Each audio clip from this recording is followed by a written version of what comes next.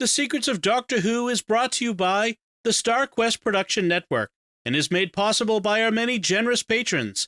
If you'd like to support the podcast, please visit sqpn.com/give.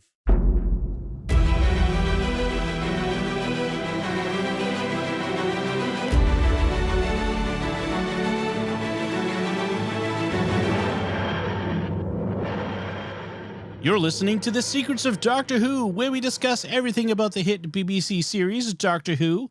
And today we're discussing the 12th Doctor's story, The Caretaker. I'm Dom Bettinelli, and joining me today on the panel are Jimmy Akin. Hi, Jimmy. Howdy, Dom. And Father Cory Sticha. Hi, Father Cory. How's it going? Folks, be sure to stick around. We've got some of your great listener feedback at the end of the episode. You don't want to miss that.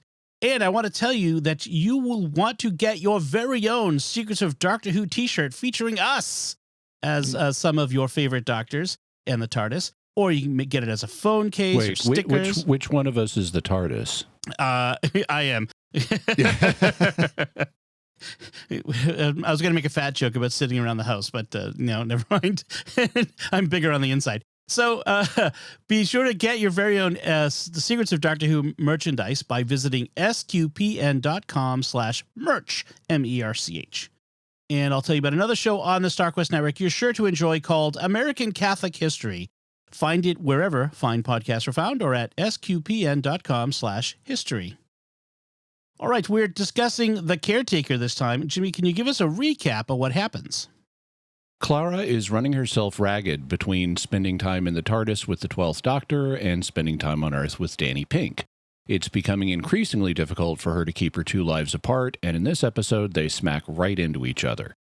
She thinks that she'll be able to spend time with Danny when the Doctor tells her he's got a side mission he needs to undertake alone, but it turns out that his side mission is going undercover where Clara and Danny work, at Coal Hill School, where the Doctor poses as a caretaker, or janitor, as we'd say in an American school.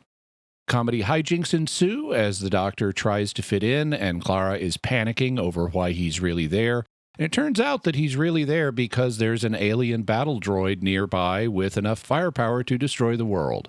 The Doctor's plan is to lure it to the school and then send it a billion years in the future where it can't hurt anyone. But they're no match for droidekas because Danny has been snooping on what the Doctor's been doing. He upsets the plan, and so the battle droid only goes a little bit into the future. The Doctor, Clara, and Danny must then come to terms with their three-way non-romantic triangle, with Clara wanting to be with both the Doctor and Danny, but the Doctor and Danny really hating each other.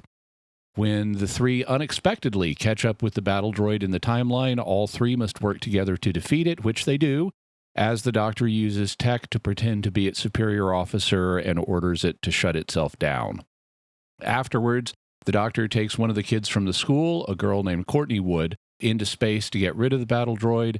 Clara and Danny have a serious conversation about their relationship going forward, and we see a policeman that the battle droid killed getting welcomed into the afterlife, giving us a glimpse of Missy and her assistant, Seb. The end. The end.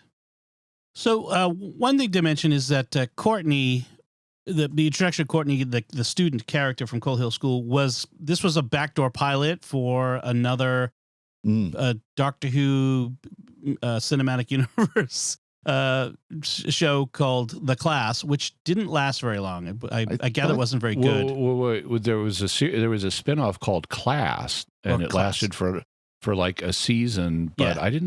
I never saw it. But I don't think Courtney was in that. It was set in Coal Hill School, if I recall correctly. Maybe she wasn't in it, but I kind of felt like and now I made a mistake of going off of my memory of the thing, but I thought this was the foundation for that. It was a spin-off series. It could have been a kind of concept episode, like, for setting Doctor Who stuff in a school. Mm-hmm. Right. I mean, they spun off of Clara working at Coal Hill School to create Class. Now, Clara is not in Class, but it's very much spun off from that. Although, of course, it's not the same building because, of course, it can't be. But still, and the Doctor does show up in the first episode, yeah. Right, but that's about it. And that's one of the reasons why I think it didn't really survive, is because it was not kind of connected enough to. Well, it was trying to be more like a Beverly Hills 90210 type show, as I understand it. I watched like part of the first episode and gave up on it, but it was more about the school drama than it was, school drama with a little bit of sci-fi Doctor Who-y stuff tacked on it. Gotcha. Yeah, I looked it up, and Courtney doesn't show up. My impression is that it was kind of like an older version of the Sarah Jane Adventures without Sarah Jane. So I was very uninterested. Yeah. In any case, we get this story. With the start of the story is very interesting. We're continuing this idea of Clara torn between the Doctor and Danny, and this she's trying to have it all, and it's kind of a little bit of the play on the idea of the working woman trying to have it all sort of thing, where she wants to have her boyfriend and her adventures with her doctor, I guess. And her career. A career, right. And so we get this montage of Clara. One is where the Clara and the Doctor are on a desert-like area of a planet where they're chained up. Sand piranhas are coming and they're having to escape. And then she's in the pub with Danny, and he's commenting on how she's had a tan since that morning. Yeah. But we do get one interesting moment. They're running down a corridor of someplace, of course, and the Doctor says something about how he hates soldiers, and so you can put a pin in that, because that's obviously going to be a big part of this episode. And then we get to this point where she's sitting in front of a mirror at home, and she's like, "I can't do this anymore. I have to give up. I can't do it anymore." And then the Doctor shows up and says, "I can't travel with you for a bit because I'm going deep undercover." And so that draws her back in again, of course, because it's Clara. Did you notice that she can now snap her fingers to open and close the TARDIS doors?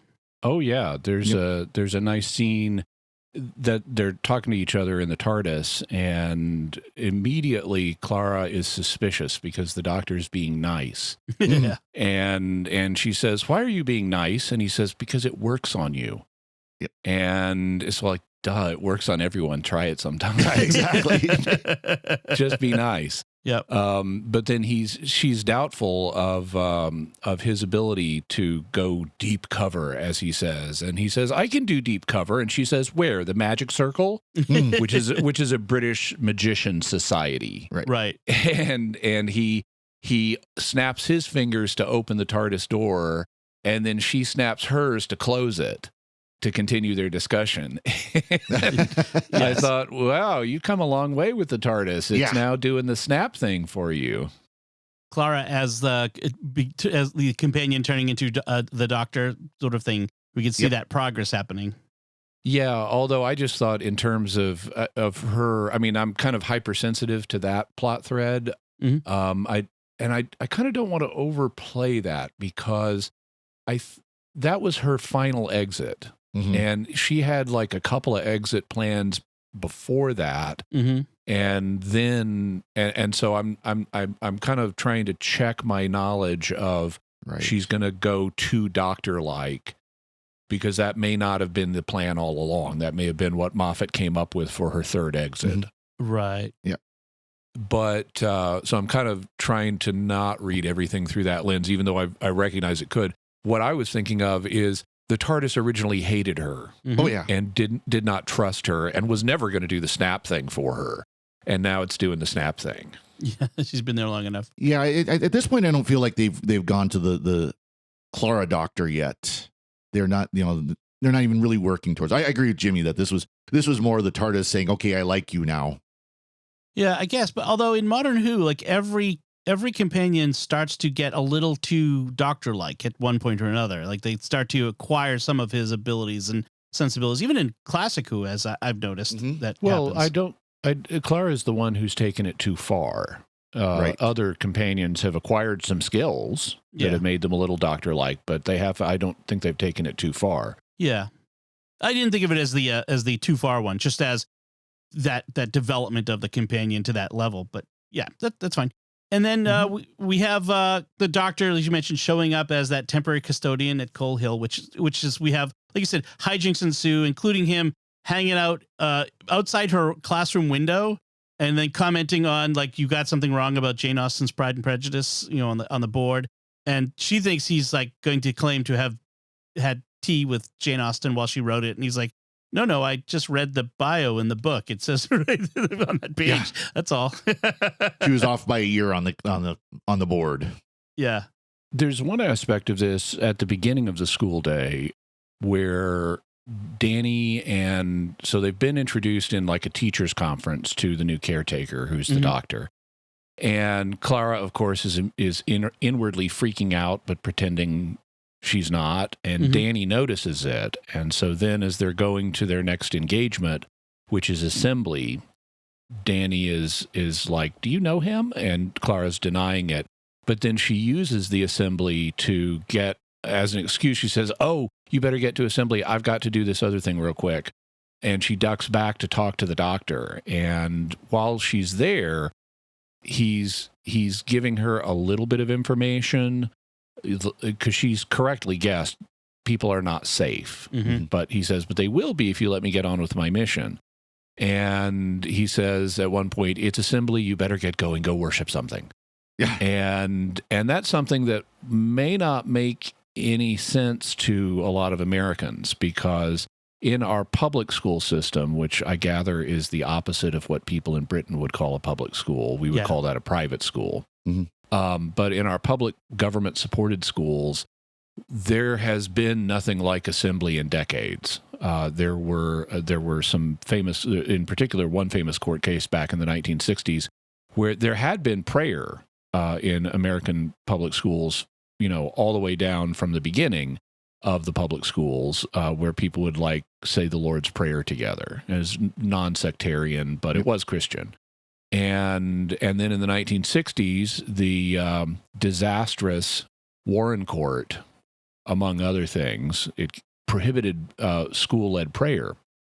And this caused a huge stink in America. But the result is there have not been any school-sponsored assemblies since the 1960s in America, and so in public schools, and so this is something outside of the American audience's experience now. But in Britain, all schools are mandated to have a communal religious service. It's not always Christian because there are schools for Muslim students and schools for Jewish students, and the humanists don't like it over there. But there is a mandate to have a go worship something moment in their schools. Now, I want to be clear, because we do use the term school assembly in the United States. However, what we are talking about school assembly in the United States is more like having a speaker come in, having a pep rally, something like that. This is basically having a prayer service in the British context. Assembly is a prayer service at the school. I want to be clear, because you did say we don't have public assemblies at public school. We do. We don't use that term, though. We don't have public prayer services in the British sense. We don't. In the British sense, we don't have assemblies, but in the American sense, an assembly is just assemble the students together for some purpose. Right. Which we always loved because we got out of class. Yeah. So, who cared what they were bringing us together for? So then we have this other scene where the doctor's in the courtyard of the school messing with electrics, and he's got Danny and another teacher standing there, chatting with him as he does it. And the doctor has this... the other teacher looks remarkably like David Tennant and even has a bow tie. I thought it was more Matt Smith. Matt Smith. I'm sorry, not David Tennant, Matt Smith. Previous doctor is what I meant. Yep. Okay, yeah. And as the doctor's talking to Danny, who he has now recognizes as a former soldier, he has this very rude inability to reconcile that a soldier could be a math teacher and not what we would call a gym teacher or PE. And it's really grating, the doctor's attitude about soldiers in this episode. And it's so... And PE teachers. Yeah. Right. Dismissive of PE. It's really... We've talked about this a lot, I guess, but it's really grating in this episode. And I wonder if they amp this up, because then they could have the scene later where Danny basically starts mocking the doctor, because basically the doctor was an officer, if you will, in the Time War. And so Danny starts mocking him, recognize him that he's an officer. He's the one who gives commands. He's the one who likes war, but the soldiers are the ones who have to live the war, basically. Well, I mean, it doesn't make sense given the Doctor, his long friendship with the Brigadier and the other soldiers in unit. And I mean, it's one thing to be uncomfortable with war, and I mean, to dislike war. That's fine and all this. But the disdain for anyone who serves in uniform is just... it goes beyond even the gun thing that we get from the 13th Doctor, the disdain for weapons. It's like, I don't know, it feels hypocritical on one hand. Well, this is kind of the logical conclusion of where they've been leading it in New Who, because there's always been, the gun thing isn't something that was just new for the 13th Doctor. That's all been throughout New Who. By the way, not in Classic Who. Yeah. The Doctor's more than happy to use a gun when necessary. But also there has been kind of those snide remarks even towards unit. Right. About, soldiers and all. At least the soldiers in unit. Maybe not Kate Stewart, but definitely the soldiers in unit. And this is just kind of leading that. And this whole season, there's been that, I hate soldiers. I can't stand soldiers. Soldiers are worthless. Soldiers are less than me, that kind of mindset. And so this was kind of the logical conclusion. But I didn't like this episode when it first came out, and I still don't like it because of this. It's just like, no, this is such a narrow-minded thing. And that's why I was glad towards the end where Danny Pink calls him on it, rightfully so. Yeah. You'll notice this episode is also a co-authored one because Stephen Moffat has a writing credit, and normally that's a bad sign when the showrunner has to step in and modify a script so much that he needs to get a writing credit. Because there's a certain amount of expectation. You send in your script, the showrunner's going to change it around a little bit. Mm-hmm. But if he changes it so much that he needs a writing credit for union rules, then that's a sign that something wasn't working, or at least it commonly is. And so that may be part of what's going on here. At the same time, though, I think they've kind of painted themselves into a bad position, Moffat has, writing-wise. Because in wanting to make the 12th Doctor alien, the 12th Doctor suddenly, out of nowhere, has a bunch of inexplicable obsessions, like his soldier obsession, where he just hates anything that's connected with the soldier.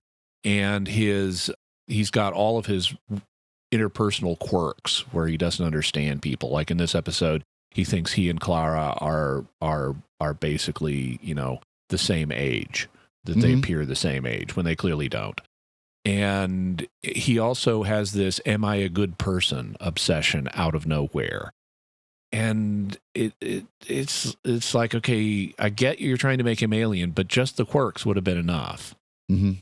These other things are overdoing it. I mean, why? And then by the end of his run, he's become suicidal and only out of nowhere, and only reluctantly agrees to regenerate again and become Jodie Whittaker. Well, okay, maybe that was foresight, but thinking the same thing. Yeah. But it's just it's inexplicable in terms of the character. But and it comes off, especially all his soldier ranting it's just irrational, and it makes the Doctor look irrational. But I think this is part of where they painted themselves into a corner. I think Stephen Moffat recognizes the Doctor is being irrational, and he's trying to use this as an example of the Doctor is a flawed person. He's not perfect, because Danny Pink is right to mock him. Yep. And Danny Pink is telling the truth from the script's perspective when he's like, okay, he is an officer and he has the potential to push you too far, Clara, and you need to tell me if that starts to happen. Right. So that's all. The script is on the side of Danny Pink there, which means the Doctor is in the wrong.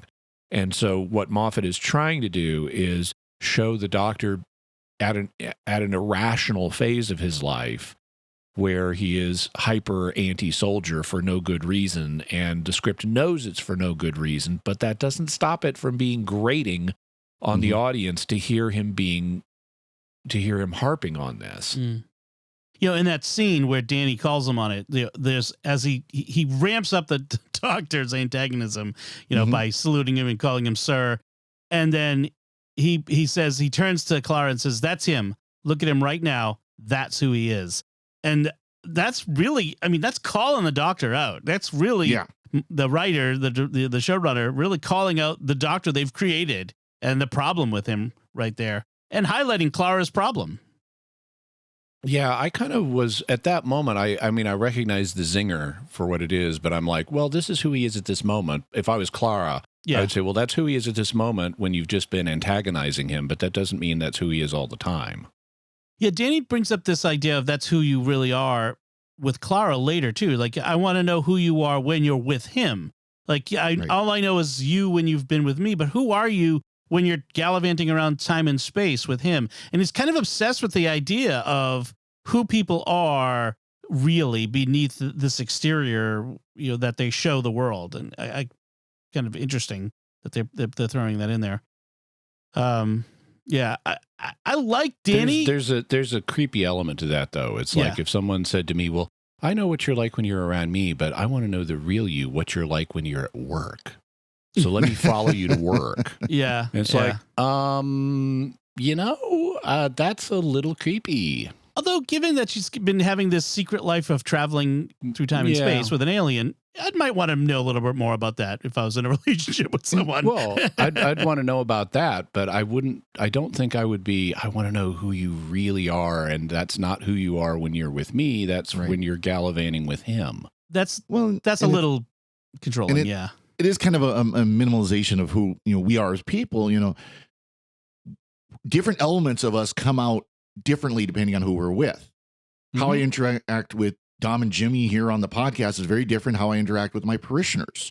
That doesn't mean I'm being more honest with Dom and Jimmy than with parishioners or vice versa. It gives us easier penances. Yeah. Oh, wait, was I not supposed to say that? Yeah, no, that make everybody think that I give hard penances. That's fine. No, I'm kidding. But no, it's such a, you show the real you with the doctor. It's like, no, she could be showing the real you with you, or real her with you, while also showing different elements of who she is with the doctor. Well, frankly, she should be different with her boyfriend than she is with the doctor. Yeah, exactly. Sure. I think that he'd want that. I mean, do like this moment. There was the element though of her. She would obviously cover up. She would lie about what she was doing, and I mean that's clear. That's more, I think, what they're trying to say is, I want to see the honest you, not just the the real you, right? But honest. So, and early on, the doctor doesn't realize that Danny is the boyfriend. All he knows is that the boyfriend is another teacher at the school, that Clara's boyfriend is another teacher at the school. And that's why when you mentioned the teacher that looks like Matt Smith, the doctor thinks, oh, she must be, carrying a torch for the old me, and therefore she's dating this lookalike. And Clara says his name is Adrian. Mm-hmm. And they're having some kind of discussion about The Tempest, Shakespeare's play or something like that. And the doctor is flattered to think that she's kind of secretly carrying this torch for his previous self. Yeah. And then later and he even tells her that he approves of her boyfriend, and that he says he reminded me of a certain dashing young time traveler. Meaning, from his point of view, Matt Smith. Right. But because it's Danny who looks just like Orson Pink, from Clara's perspective, that line means the doctor thinks that Danny reminds him of a certain young time traveler, Orson Pink. Yep. Right. And then when it becomes clear that no, Clara meant Danny and not Adrian, she's like, ooh, Adrian is just a friend and not my type. Yeah. Ooh, ouch. Yeah. Well, and the doctor didn't even recognize that Orson Pink and Danny Pink look the same. Exactly the same. First, yeah. Also, he tells Clara, I mean, no, he's referring to Danny. He's a PE teacher. You wouldn't go out with a PE teacher. You've made a boyfriend mistake. Meaning, Adrian really still is her boyfriend. She's just confused and mistaken that Danny Pink is her boyfriend. Right. There's a scene soon after that where Clara's yelling at some boys for playing football on the giant chessboard and using it for football. And which is positioned so that students must walk through any chess game being played. Yeah. Right. Yeah. Not a good idea. Weird spot. So when the doctor sees her doing this and he starts whistling Pink Floyd's "Another Brick in the Wall" Part 2, which is teacher, leave those kids alone. Yeah, we don't need no education. I love that they just throw that in there. If you get it, you get it. If you don't get it, you don't get it. Yep. There's another one that I didn't get on first watch when I first saw this episode, and I only got this later, which is there's like some graffiti on a window that the doctor wipes off that says Ozzy loves the squatty. Yep. And I didn't get it. Oh, Oswald loves the soldier. Like a squatty is a soldier. So yeah. That's and Courtney. I keep wanting to call her Courtney Brown, and it's not. It's Courtney Wood. Yeah. Courtney Brown is someone else. Yeah. But Courtney keeps torturing Clara by saying Ozzy loves the squatty or love to the squatty or things like that. And it hasn't yet clicked for Clara just how obvious her relationship with Danny is to the students. Right. Yes. So the teachers are always the last to realize that the kids know.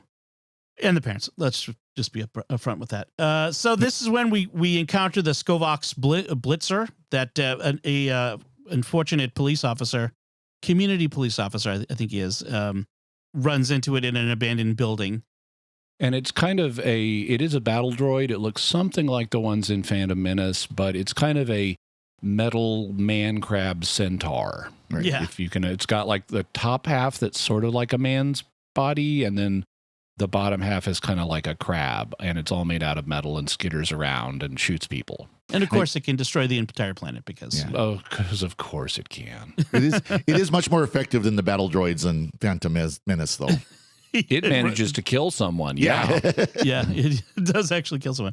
Although after that, it can't shoot the side of a barn. It misses everything. So then we have the curious and observant Danny notices the doctor's time mines that he's been setting up around the school as a trap and stumbles into the doctor's confrontation with the blitzer having disrupted the time mines. They look like little Wi-Fi access points that he's been placing all over, which he should have just disguised them as, because even in 2013 that would have worked. And so he just stumbles into this confrontation with the blitzer, and Clara, committed to keeping everything secret, even after the thing blasts a stack of chairs behind Danny that he had to like dive away from, is trying to insist it's all a play, and the blitzer disappeared in the time vortex via a trick of the lights. He's like, "What am I, an idiot? I'm not that dumb. You think I'm stupid?" And he says, "You're from space, aren't you?" And that now I know who he, meaning the doctor, is your space dad. I like that. Are you a space woman? Is that your space dad? Because a nice acknowledgement of Doctor Who's penchant for everything is a space something, like space flu and that sort of stuff. Well, I like that. It's like, he's an alien. I'm still from Blackpool, though. I'm still from Earth. I thought you were from Blackpool. And so Clara, trying to satisfy Danny, to let him know that no, I'm really who you think I am all the time. She gives him this watch that the doctor had that makes you invisible. Although I like it when she gives it to Danny, he complains that it's not even a ring. A reference to the Lord of the Rings. Yeah. And that doesn't go well. That ends with the doctor knows that Danny is there, even though he's invisible. And then we have that whole confrontation over the doctor being an officer. That was a very tense scene, I have to say. I mean, it was very like, ooh. I did not envy Clara at all in that circumstance. Yeah, and Danny really antagonizes the doctor to the point that the doctor is so mad, he's just like, even though he's clearly falling into Danny's trap of assuming the role of an officer, he's just like, yes. He just confirms for Danny that, yes, he is in this superior position and so forth, even though he knows that he's playing into Danny's hands rhetorically in front of Clara. Yeah. And wow, it's both he and Danny are really getting in each other's face in this scene. Well, and Danny ramps up "Is that your order, sir?" That kind of thing. And he just ramps it up, and you're an officer, sir. I'm going to follow your orders, sir. Yeah. Danny's like, "Oh ho, Time Lord might have known." The accent's good, but you can always spot the aristocracy. It's in the attitude. Yeah. There's kind of now that I think about it, Danny is doing something that has a precedent in military history, where if junior folks are unhappy with an officer's performance, they may treat him in such a way that they use military formalities to torture him. Yep. I'm remembering an example of this. It's in a book called Rifles for Wadey, which is it's set in the time of the Civil War, the American Civil War. And it's actually set in like my hometown area. So they had us read it in school. But I think the term that they used was running an officer. But what they would do is all of the soldiers who were mad at an officer would encounter him and immediately salute him for it repeatedly in a sequence. Oh, yeah. So that he's forced to he can't do anything but salute people back because he's required to salute when he's saluted. And if you force him to be constantly saluting, you're using military formalities to torture him. Oh, and that's kind of what Danny is doing to the doctor here. Yeah. Oh, that's still very much a thing. That's still very much a thing. If you happen to be like at tech school in the Air Force, you've got your flight together, your group together. And if there's an officer who is, rather difficult, they would purposely space out about, 20, 30 feet apart so that he'd have to constantly be popping salutes as they're walking by. And they would space out far enough where he'd drop the salute and then have to salute again. And you can't be punished for it because you're following military protocol. Exactly. You're not doing anything wrong. Exactly. Yeah. Danny also has a line in this scene, too, which he says to Clara, "I'm the one who carries you out of the fire. He's the one who lights it." And frankly, that's exactly what happens in this episode. The doctor is the one who gets not just Clara, but the entire school and the entire planet, let's face it, into the school into this danger from the Blitzer. And Danny's the one who saves the day, and he recognizes it. By leaping over the droid in a physically impossible way. Superhero Danny.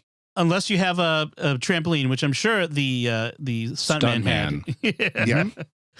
that was very right out of a Marvel movie there. And we get to see it in slow motion. Yes, because of course you do. Yep.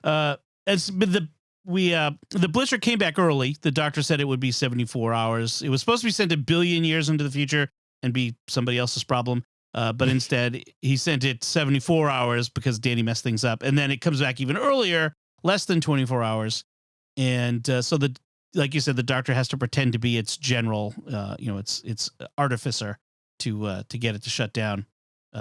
My note is Danny does a PE leap over it, which is So then we get the scene where the doctor Danny understands the doctor's anger is because, as he says to Clara, because Danny might not be good enough for Clara. That's he kind of, it's an olive branch to the doctor, sort of let's not mollify or modify or tamp down our disagreement. Find a modus vivendi. Right. Thank you. For the sake of Clara, who we both value, by saying, okay, what you're really upset about is I might not be good enough for Clara, and so we'll just agree to try to get along for the sake of Clara. And Clara points out to the doctor, he did just save the world, and to which the doctor says, "Good start." Right. The doctors will get a leg up on him there. So it did kind of sound like mommy and daddy getting along for the sake of the kids, basically. Right. Or a boyfriend and dad, getting along for the sake of the girlfriend. The doctor takes Courtney to space because she's been nosing around the custodial room there, the custodian space where the TARDIS was. In fact, at one point, she says she introduces herself as disruptive influence, I think. Yeah. And the doctor goes, "Ooh, nice to meet you." Like that sounds like a really nice, a good name. I like how when she comes in, so she's back in his janitor area, whatever it's called in a British school. And he's got the TARDIS there, and he's actually gone inside the TARDIS, but left the door open and inside this larger room where there are all these janitorial supplies. And there's a green glow. He's doing something in the TARDIS to try to find the droid. and something's glowing green, and Courtney comes in and sees the green glow, and she's here on a mission, she says, because there's been a spillage in some class and she needs paper towels to clean it up. And it's interesting, that phrase, a spillage. We wouldn't say that here in America. We'd either say someone threw up, or there's been a spill or something like that. Yeah. But the doctor immediately comes out of the TARDIS and says, "Get out of here.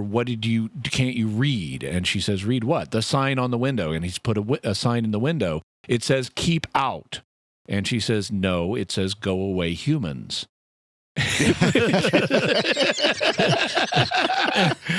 And the doctor seizes it and looks at it and says, "Yes, it does say go away, humans." And he mutters to himself, "Never lose your temper in the middle of a door sign." Right. Which is basically always for the doctor losing his temper.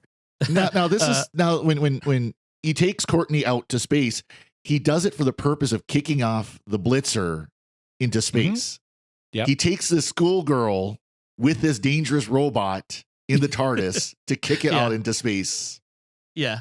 Not the most wise idea, even if it's deactivated. Yeah, the doctor. He at one point, he is told, before that, he has told Courtney the truth about the TARDIS when she says what it is, because he tries to pass it off as his janitor's box and saying all janitors have these. And she eventually deduces, of course, it's not. And he tells her the truth, that it's a time and space machine. And she says, "Cool, can I go?" And he says, because he's been having tensions with Clara, he says, "Well, not at the moment, but I may have an opening. I'll let you know." Of course, she's hanging out the door of the TARDIS in over deep space. She's gets motion sick and is going to vomit. And it's like, vomit out the door into space, not inside the TARDIS. And the doctor, what she and then you hear her off screen, and then he goes, "There's been a spillage." Yeah. I'm guessing the TARDIS has auto cleaning. Yeah, we could hope so. It's got the TARDIS equivalent of Roombas. So Danny, meanwhile, back at Danny's apartment, Danny and Clara having an evening, and he makes Clara a promise that if the doctor ever pushes her too far, that she'll let him know, and if she doesn't, they'll be finished. He'll break up with her. And I think it's interesting, but kind of clueless in the fact of like, at what point will Clara decide that, like, she already goes with the doctor on these death-defying adventures, and eventually will not defy death at one point in the future. Yep. And so, like, she's already clearly shown that she's a risk taker who doesn't know when too much risk is too much. So I just thought that was kind of interesting that he made you a promise. I also thought it's like it's more controlling. I mean, if their relationship is still pretty new. I mean, Clara did get to the point of saying out loud under duress that she loves Danny. And that's a significant step. But to make someone promise, especially at this early stage of a relationship, that you will tell me if he's pushing you too far, and if not, we're through. It's like, that's not a good move at this stage, at any stage of a relationship, but especially early on. You're not. She doesn't owe you that much yet. And his reason is creepy because he says, because if you didn't tell me, then I wouldn't be able to protect you, and I can't stand the thought of not being able to protect you, or something like that. And as dude, we're still at the casual dating stage. Right. Yeah, it's not clear how long they've been dating, but yeah, it's still relatively early days. I mean, you could headcanon it and say, oh, it's been 2 years or something in Showtime, but not to the viewer. It hasn't. Right. This guy, we've known this guy for less than 5 episodes. Right. And let's be honest, if the doctor did push her to that point, she would need him all the more, and he'd basically say, "I'm going to abandon you."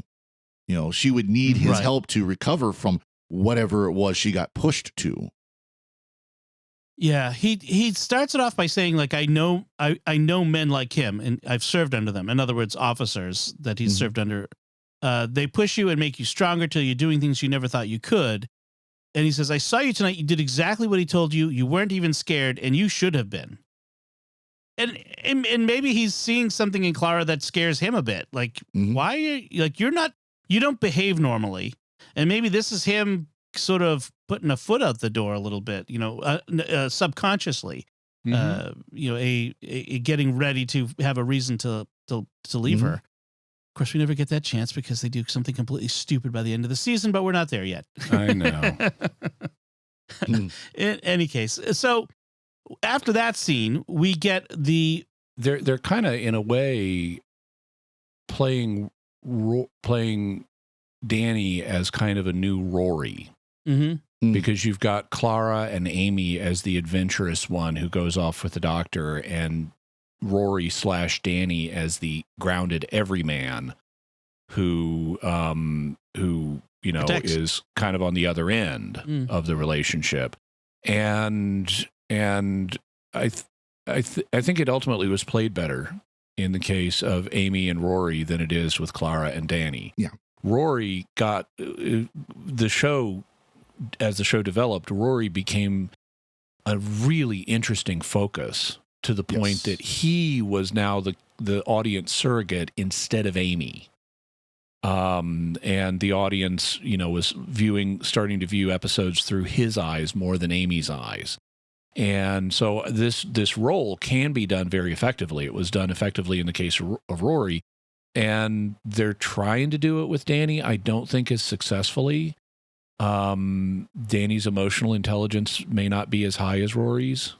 Yeah, I think also it worked better. Go ahead. Although what Danny has that Rory doesn't is Danny is more assertive, going naturally than Rory. That was one of Rory's flaws, was he was too much of a doormat for Amy. Yep. I think, I was just gonna say, I think what worked with Rory that didn't work with Danny in that sense is Danny is way too competent. Rory's lack of assertiveness and competence made him the underdog that you root for from the audience point of view. Whereas he doesn't feel controlling of Amy because who could control Amy? She's a force of nature, and so and Rory just didn't have that. Whereas Danny feels more controlling. He feels, Clara is being controlled. And his solution is to try to control Clara in return. And I don't think that's a good look. I mean, I like Danny. What I don't like is the way I don't like some of these individual things they're doing with Danny. Yeah. And I especially don't like what they do with him later, where they essentially throw the character off a cliff. Right. But especially after building up so much with him. Yeah. With Rory, I mean, Rory was very competent in his field whenever there was something medical that needed to be done. As an RN, Rory could do it. But he is definitely not as assertive as Danny. Yeah. Yep. I think the ideal would be somewhere, I guess, between the two characters. So the episode ends with another Missy sighting where she doesn't actually say anything in this one. We just see her, but we have the policeman who died at the hands of the blitzer getting an intake interview with a guy named Seb, who tells him new character, who we get a little bit more information. Where am I? And he says, take your pick. Some call it the afterlife, the promised land. I'm partial to the nethersphere, and that's the word that we're going to get later on is the nethersphere. And it confirms to us one thing, that hell is an endless corporate office. Yes, that's right. And that's where it ends. So any last thoughts, Father Cory? One thing, it's kind of a quick line, but the reason why the Skovox was drawn to the school is because of the Artron emissions, that there are lots of them over the years. Yeah. Well, of course, Artron emissions are Time Lord emissions, and that means the Doctor had been there a lot. Yes, the Doctor's been hanging around that school a lot. Jimmy, final thoughts? Nope. All right. Well, I promised some feedback, and here it is. We have feedback from our recent episode 283 on The Mask of Mandragora, the Fourth Doctor story. This came from Mark Romer on Facebook, who writes in, In the novelization of this story, it's made clear that the Doctor had a grounding wire attached to his breastplate. However, the wire melted just before the last lightning blast, so the Doctor had to take that one directly. We had been talking about why the Doctor ends up getting blasted, even though he's got this breastplate on, etc. Yeah, and it could be that that in the novelization, the author and the guys who wrote the novelizations were frequently writers from the show. But it could be the guy who wrote the novelization brought out something that was in the script but didn't make it effectively on screen. Or it could be what a lot of the novelization authors did, which was retcon things that did make it on screen and try to provide a sensible explanation. Fixing things, yes. Yep, great. So thank you, Mark, for your feedback. We appreciate that.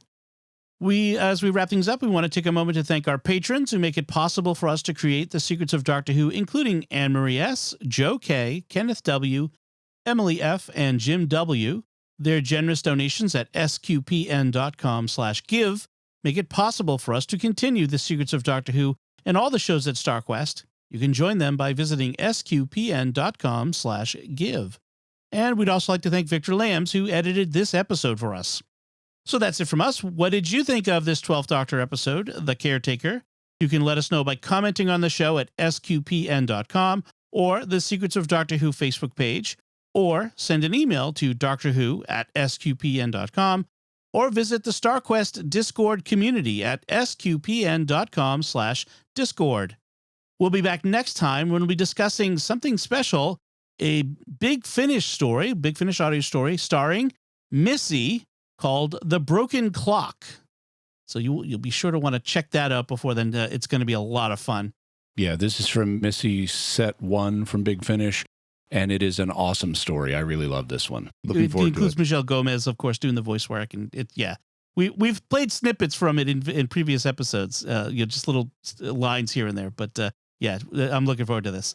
So until next time, Father Cory Sticha, thank you for joining me and sharing the secrets of Doctor Who. Thanks, Dom. Jimmy Akin, thank you as well. Thank you. I've got to go prevent the catharsis of spurious morality. And once again, I'm Dom Bettinelli.